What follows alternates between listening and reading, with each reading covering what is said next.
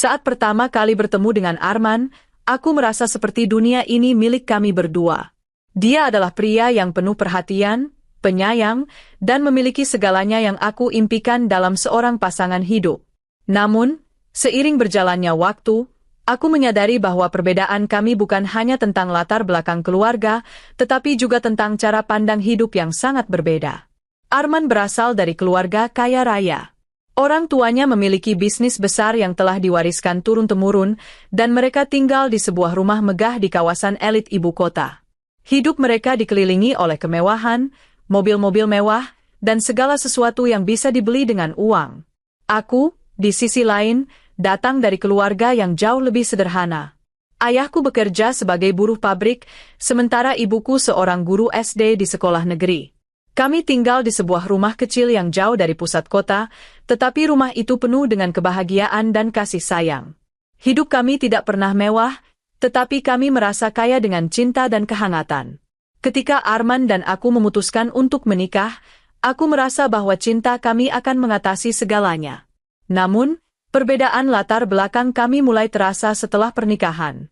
Ibu mertuaku, Bu Melanie, adalah wanita yang sangat terpelajar dan sangat menjaga status sosial keluarganya. Sejak awal pernikahan, aku merasa bahwa dia tidak benar-benar menerima aku sebagai bagian dari keluarganya.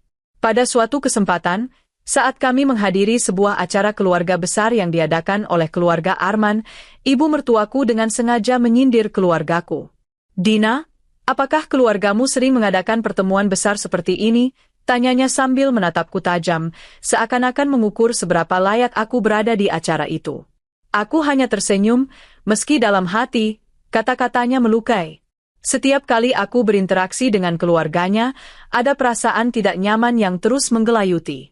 Ibu mertuaku, dengan segala keanggunannya, selalu berusaha menunjukkan betapa rendahnya status sosial keluargaku di matanya. Suatu hari, setelah acara makan malam keluarga, dia berkata dengan nada merendahkan, "Mungkin akan lebih baik jika kita sedikit lebih berhati-hati dalam bergaul dengan orang-orang dari kalangan berbeda. Kita harus menjaga reputasi keluarga." Arman selalu membela aku. "Ibu, itu tidak adil. Dina adalah bagian dari keluarga ini," katanya, tetapi aku bisa merasakan bahwa meskipun dia membela aku, ada rasa canggung di antara mereka. Aku tidak ingin menjadi beban, jadi aku memilih untuk diam dan menghindari konfrontasi. Namun, meski aku berusaha untuk tetap tenang, aku merasa semakin tertekan dengan sikap ibu mertuaku. Setiap kata-kata sindirannya, meski terdengar halus, membuat aku merasa tidak dihargai. Aku mencoba untuk lebih menerima kenyataan ini, tetapi semakin lama, perasaan itu semakin menggerogoti hatiku. Aku mulai bertanya-tanya, apakah aku bisa benar-benar bertahan di lingkungan yang seperti ini? Aku mencintai Arman, tetapi bagaimana dengan perasaan dan martabatku sebagai individu? Saat aku hamil anak pertama kami, aku berharap perasaan keluarga Arman akan berubah. Namun, kenyataan justru semakin memperburuk keadaan. Ibu mertuaku sering memberi komentar yang tidak perlu, dan meskipun dia terlihat perhatian pada awalnya, aku bisa merasakan bahwa ia tetap merasa aku tidak cukup baik untuk anaknya. Suatu hari, setelah ulang tahunku, aku mengunjungi ibu mertuaku untuk memberi ucapan terima kasih. Ia menerima aku dengan senyum, tetapi aku bisa melihat ekspresi matanya yang penuh perhitungan. "Dina, sepertinya kamu harus lebih sering bergaul dengan orang-orang yang lebih pantas," katanya tanpa mengalihkan pandangannya. "Kamu tahu, menjadi bagian dari keluarga yang lebih bergengsi itu penting." Kata-kata itu menyakitkan, tetapi aku tidak ingin menunjukkan kelemahanku. Aku hanya mengangguk dan berpamitan. Dalam hati, aku merasa kecewa, tetapi aku tahu bahwa aku tidak bisa menyerah begitu saja. Aku mencintai Arman, dan aku ingin membuktikan bahwa aku bukanlah orang yang hanya bergantung pada status keluarganya. Keputusan untuk tidak membiarkan keluarganya mendikte kehidupanku mulai tumbuh di hatiku. Aku merasa bahwa aku perlu menemukan cara untuk berdiri di atas kaki sendiri, tanpa merasa bahwa aku hanya menjadi pelengkap dalam hidup mereka. Aku mulai berpikir untuk membuka usaha kecil-kecilan, sebuah bisnis yang bisa memberiku penghasilan sendiri. Bisnis ini, meskipun kecil, bisa menjadi langkah pertama menuju kemandirian. Aku tahu bahwa ini adalah langkah besar, tetapi aku yakin jika aku bekerja keras, aku bisa mencapai sesuatu yang berarti. Arman, yang selalu mendukungku, tidak pernah meragukan kemampuanku. Kamu pasti bisa, sayang. Aku akan selalu di sampingmu, katanya suatu malam ketika aku memberitahunya tentang rencanaku. Kata-kata itu memberikan kekuatan baru padaku, dan aku merasa lebih yakin untuk memulai. Aku mulai menjual kerajinan tangan secara online, dan meskipun awalnya sulit, perlahan-lahan bisnis kecil ini mulai berkembang. Aku menghabiskan banyak waktu untuk membuat produk dan memasarkan barang-barangku. Setelah beberapa bulan, aku berhasil membuka toko fisik di sebuah pusat perbelanjaan kecil. Namun, meski aku mulai merasakan kesuksesan, aku tetap merasa tidak nyaman dengan perasaan keluarganya yang tidak sepenuhnya menerima aku. Ibu mertuaku tetap tidak berubah. Suatu kali, setelah aku mengundang mereka untuk datang ke toko baruku, ibu mertuaku hanya menyeringai. "Oh, toko yang sederhana ini. Tapi setidaknya kamu mencoba, kan?" katanya dengan nada yang sulit kuartikan. Aku mencoba untuk tidak marah, tetapi dalam hatiku, aku merasa bahwa aku harus melakukan lebih banyak lagi. Aku tidak ingin hanya berdiam diri dan membiarkan orang-orang di sekitar kami merendahkan usahaku. Aku ingin menunjukkan bahwa aku bisa mencapai sukses dengan cara yang benar, tanpa harus mengorbankan nilai-nilai yang aku yakini. Pada titik ini, aku mulai melihat perubahan pada diriku sendiri. Aku tidak lagi merasa kecil hati atau minder setiap kali bertemu dengan keluarga Arman. Aku mulai lebih percaya diri dengan usahaku, dan aku tahu bahwa aku memiliki sesuatu yang berharga. Aku tidak lagi merasa perlu membuktikan diri untuk diterima. Namun, meskipun aku semakin kuat, perasaan ibu mertuaku tetap tidak berubah. Hari-hari berlalu, dan aku mulai merasakan kelelahan batin. Apakah aku harus terus berjuang untuk mendapatkan pengakuan dari orang-orang yang tidak pernah benar-benar peduli padaku? Aku mulai merasa bahwa satu-satunya cara untuk melepaskan diri dari perasaan ini adalah dengan membuktikan kepada diriku sendiri bahwa aku tidak membutuhkan pengakuan siapapun, kecuali dari diriku sendiri. Aku sudah cukup kuat, dan aku tahu bahwa aku tidak perlu lagi membuktikan apapun kepada siapapun, termasuk ibu mertuaku. Keputusan untuk berdiri di atas kaki sendiri mulai mengubah cara pandangku. Aku tidak lagi merasa tertekan oleh pandangan ibu mertuaku, meskipun sesekali kata-katanya masih menyakiti. Aku terus fokus pada bisnis dan keluarga kecil kami. Arman mendukung sepenuhnya, meski aku tahu dalam hatinya dia berharap keluarganya bisa menerima aku lebih baik. Suatu hari, ketika aku sedang menyelesaikan beberapa pesanan di toko, Arman menghubungiku dengan berita yang membuatku terkejut. "Sayang, ibu ingin bertemu denganmu," katanya. "Dia ingin bicara soal bisnis yang kamu jalani." Aku tidak tahu apa yang harus aku rasakan.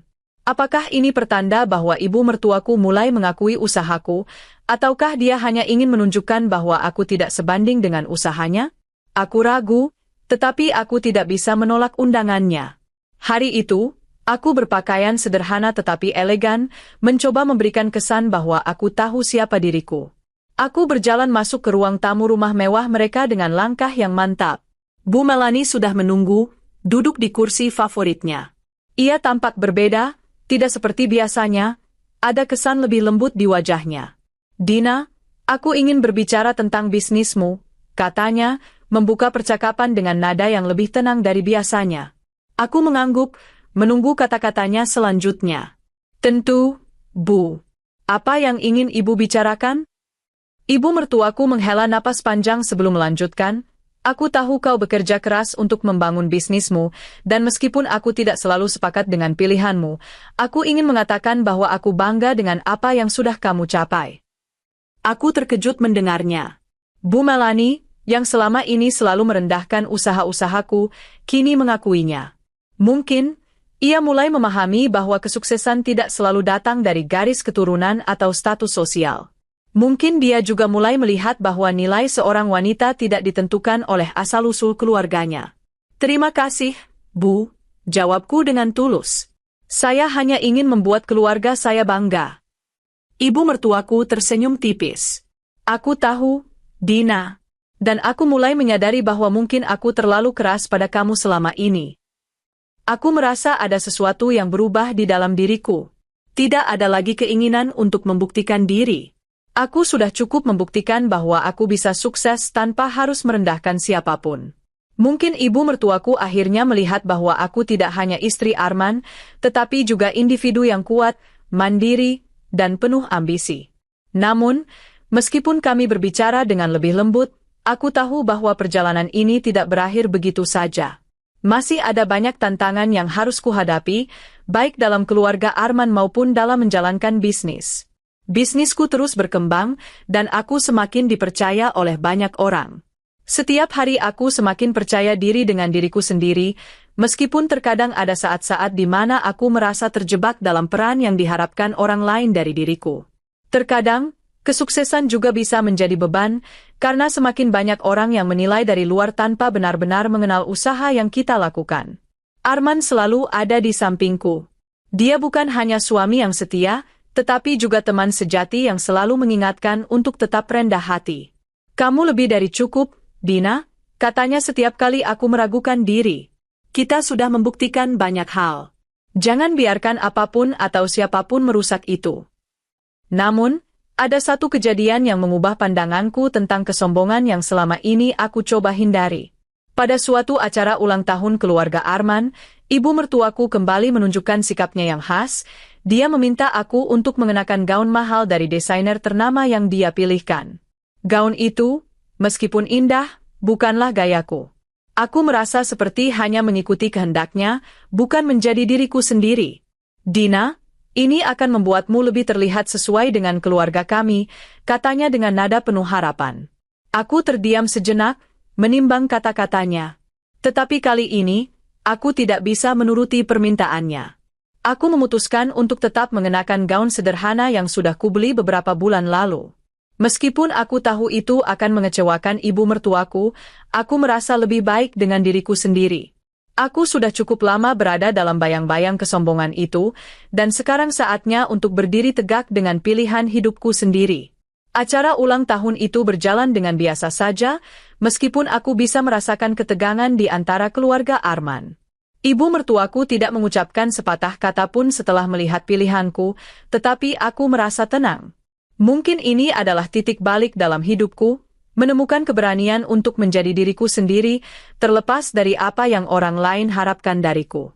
Di rumah, setelah acara selesai, Arman memelukku dengan erat. "Kamu luar biasa, sayang. Aku bangga padamu," katanya sambil memegang tanganku dengan penuh kasih. Aku hanya tersenyum, merasa lebih kuat dari sebelumnya. Keputusan untuk tidak membeli kesombongan itu bukan hanya tentang gaun yang aku kenakan, tetapi juga tentang kebebasan yang aku rasakan dalam memilih untuk menjadi diriku sendiri, tanpa harus menyesuaikan diri dengan standar yang orang lain tentukan untukku. Kedepannya, aku tahu akan ada lebih banyak tantangan dan ketidakpastian yang harus dihadapi. Tetapi aku juga tahu bahwa aku tidak sendirian. Aku memiliki Arman, keluarga kecil kami, dan yang paling penting, aku memiliki diriku sendiri. Waktu berlalu, dan meskipun aku merasa lebih kuat, aku sadar bahwa kesombongan keluarga Arman bukanlah masalah yang mudah hilang begitu saja. Meskipun aku sudah berhasil membuktikan diriku, aku tak bisa menghindari kenyataan bahwa ada banyak ketegangan yang terus muncul. Arman seringkali berada di tengah, berusaha menjadi penengah, tetapi aku bisa melihat bahwa keluarganya masih merasa canggung dengan perubahan ini. Pernah suatu ketika, aku diundang lagi ke rumah ibu mertuaku untuk makan malam keluarga. Suasana lebih tegang dari biasanya, meskipun ibu mertuaku berusaha untuk tidak menunjukkan ketidaksetujuannya secara langsung. Makan malam itu berlangsung dengan kesunyian yang aneh. Semua orang duduk dengan sikap formal, dan meskipun mereka mencoba berbicara, percakapan terasa canggung. Aku merasa terasing, seolah aku adalah orang luar meskipun aku sudah menjadi bagian dari keluarga ini. Namun, ada satu kejadian yang membuatku merasa semakin mantap dengan keputusan yang telah kuambil. Ibu mertuaku, yang sebelumnya tidak pernah benar-benar memperlihatkan perhatian lebih, tiba-tiba mengajakku berbicara empat mata setelah makan malam selesai. "Aku ingin minta maaf, Dina," katanya, dengan nada yang lebih lembut dari sebelumnya. "Aku tahu selama ini aku terlalu keras padamu. Aku pikir aku hanya ingin melindungi keluarga, tapi aku lupa bahwa kamu juga bagian dari keluarga ini." Aku merasa tersentuh mendengar kata-katanya. "Bu, tidak perlu minta maaf. Saya tahu bahwa ini bukan hal yang mudah untuk ibu terima. Tapi saya berterima kasih karena akhirnya ibu mulai melihat usaha saya. Bu Melanie terdiam sejenak, lalu melanjutkan, aku melihat betapa keras kamu berusaha. Aku kira aku harus belajar banyak dari kamu, Dina. Keluarga kami memang terbiasa dengan kemewahan, tetapi kamu mengajarkan kami bahwa ada hal yang lebih penting dari itu. Aku terkejut. Tidak pernah sekalipun aku membayangkan akan mendengar kata-kata seperti itu darinya. Mungkin ada secercah harapan bahwa hubungan ini bisa menjadi lebih baik. Tapi meski ada perasaan lega, aku tahu bahwa perubahan ini masih harus dibuktikan dengan waktu. Selama beberapa minggu berikutnya, hubungan kami perlahan mulai membaik. Meskipun ibu mertuaku masih memiliki pandangan yang sangat berbeda tentang banyak hal, dia mulai lebih terbuka untuk memahami siapa aku sebenarnya. Kami mulai saling menghargai, meskipun tidak sepenuhnya bebas dari ketegangan yang pernah ada. Namun, aku tetap merasa bahwa aku tidak bisa sepenuhnya bergantung pada penerimaan keluarga Arman. Aku harus tetap memegang kendali atas hidupku dan usahaku. Bisnis yang kubangun semakin berkembang pesat. Setelah beberapa tahun, aku mampu membuka beberapa cabang di kota lain. Keberhasilanku tak hanya datang dari kerja keras, tetapi juga dari kemampuan untuk tetap setia pada diriku sendiri, tanpa harus terpengaruh oleh standar yang dibentuk oleh orang lain. Arman semakin bangga padaku. Dia selalu mengingatkanku bahwa perjalanan kami bukan hanya tentang mencari penerimaan dari orang lain, tetapi tentang bagaimana kami membangun keluarga kami dengan cara kami sendiri. Namun, ada momen tertentu yang kembali mengingatkanku bahwa kesombongan keluarga Arman belum sepenuhnya hilang. Pada acara ulang tahun Arman yang ke-30, ibu mertuaku lagi-lagi menyarankan agar aku mengenakan gaun mahal yang sudah dia pilihkan untukku. Kali ini, meskipun aku merasa tidak nyaman dengan usulannya, aku memilih untuk mengenakannya. Bukan karena aku ingin menyenangkan hatinya, tetapi lebih karena aku ingin menunjukkan bahwa aku sudah cukup kuat untuk menghadapi apapun yang terjadi. Acara itu berjalan dengan lancar, dan meskipun ibu mertuaku tampaknya sedikit lebih menerima, aku tahu bahwa di dalam hati, dia masih memandangku sebagai orang yang harus dibuktikan. Tapi kali ini, aku tidak merasa perlu lagi membuktikan apapun kepada siapapun. Aku telah mencapai banyak hal dengan cara yang berbeda, dengan cara yang lebih tepat untuk diriku. Aku tidak lagi membutuhkan pengakuan itu. Arman dan aku terus menjalani hidup kami dengan cara yang kami inginkan. Keluarga kecil kami menjadi pusat kebahagiaan kami, dan meskipun ada perbedaan yang masih ada, aku tahu bahwa kami bisa melewati semuanya. Kesombongan yang pernah ada di antara kami kini perlahan memudar, dan yang tersisa adalah pemahaman dan penghargaan yang lebih dalam terhadap satu sama lain. Beberapa tahun setelah perubahan yang mulai terasa di keluargaku, aku menyadari bahwa kesombongan yang dulu mewarnai setiap pertemuan kini perlahan hilang. Meskipun ibu mertuaku, Bu Melanie, masih kadang memberikan sindiran halus, hubungan kami semakin membaik.